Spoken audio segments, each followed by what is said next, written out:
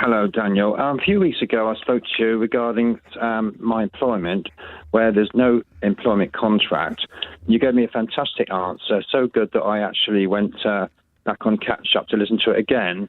But what part two is, how do we submit notice if we haven't got a contract, and can we just walk out tomorrow? Remind me how long you've walked, Dave? Worked?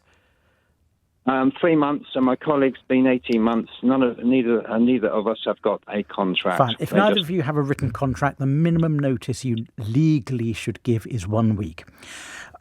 Therefore, you should give a week's notice. It can be by email. It can be verbal. Better to do it by email. And then just work out that last week and don't turn up on day 8. Now, if you choose not to give that notice, technically, you're in breach of your employment contract. And there are a couple of consequences.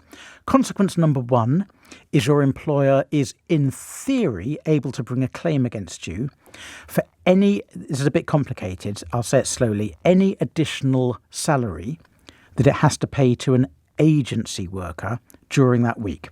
So if it would have been paying you £200 in salary and it has to pay an agency worker £250 during the week of your notice you don't work, in theory they can sue you for that £50.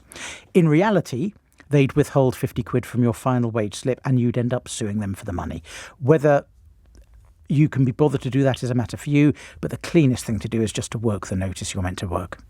Thank you. I mean, you said breach of contract. Well, there isn't a contract to have a breach. Well, there is a contract. Everyone who is an employee has an employment contract. It might not be written down on a piece of paper, which, as I said to you a few weeks ago, is also unlawful, but there is still a contract. In the same way, Dave, if I bought a gold watch from you, there'd be a contract between us even if we didn't write it down on a piece of paper. There's a verbal contract. It's the same with employment.